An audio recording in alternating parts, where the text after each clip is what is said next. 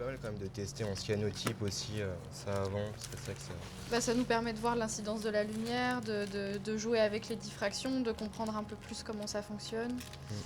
Et même si, voilà, à l'hélio, ça va forcément être à l'inverse, mais ça nous permet déjà d'avoir aussi une idée du format, de l'impact visuel que ça a.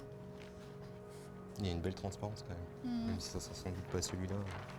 Oui, mais quand même, ça nous permet de visualiser.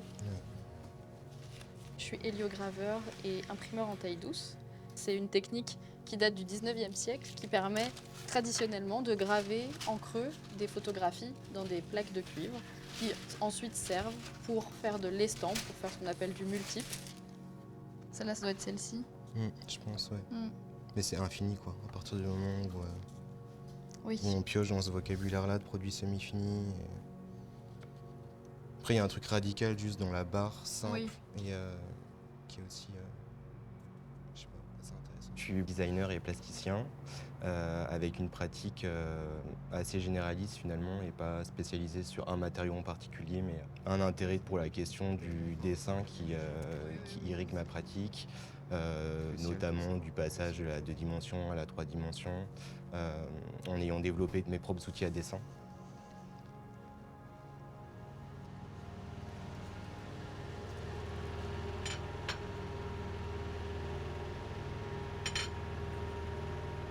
Le lien se fait assez naturellement de partir d'une technique qui parle de la lumière, qui est la lumière. Hélio, c'est le soleil. Donc comment partir de même l'étymologie propre de cette technique pour l'étirer, jouer justement avec la lumière, avec la diffusion de la lumière. On utilise des produits semi-finis industriels qui sont des barres borosilicates qui sont d'habitude utilisés par des souffleurs de verre au chalumeau, donc c'est des produits existants. Et ça, c'est intéressant parce que ça nous place aussi dans une forme d'économie de moyens, où plutôt que de fabriquer de zéro des images, on pioche aussi dans quelque chose d'existant.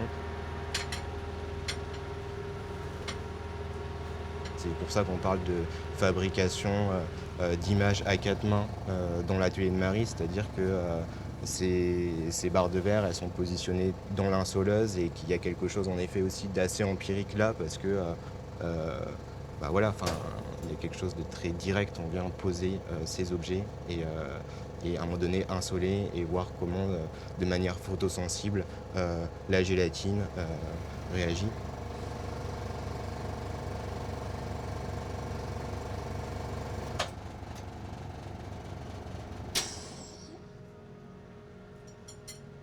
On a nos champs respectifs dans lesquels on sait qu'il y a cette marge de manœuvre qui n'a pas été explorée, qu'on aurait envie d'aller explorer. Et c'est là où je trouve que c'est une vraie collaboration entre artisans et designers.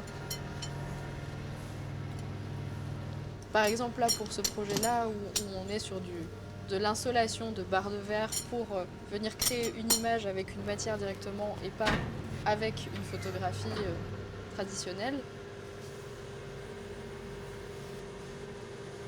C'est ce qu'on appelle la technique du photogramme. Le photogramme, ça a été inventé au début de la photographie, c'est les premiers pas de la photographie. Donc en soi, on n'invente rien en fait en se mettant ensemble à travailler. Mais par contre, on réactualise des enjeux qui étaient ceux du 19e pour les réactualiser à des enjeux, à des formes, à des principes qui sont aujourd'hui contemporains. On voit légèrement déjà le durcissement de la gélatine, suivant les barres de verre, comment elles ont été positionnées. Tout ça est quand même très maîtrisé, il y a pas, on n'avance pas à l'aveugle en fait. C'est plutôt une recherche qui prend plein de ramifications différentes, mais à chaque fois on essaye d'aller loin et d'essayer d'épuiser aussi quelque chose, je pense.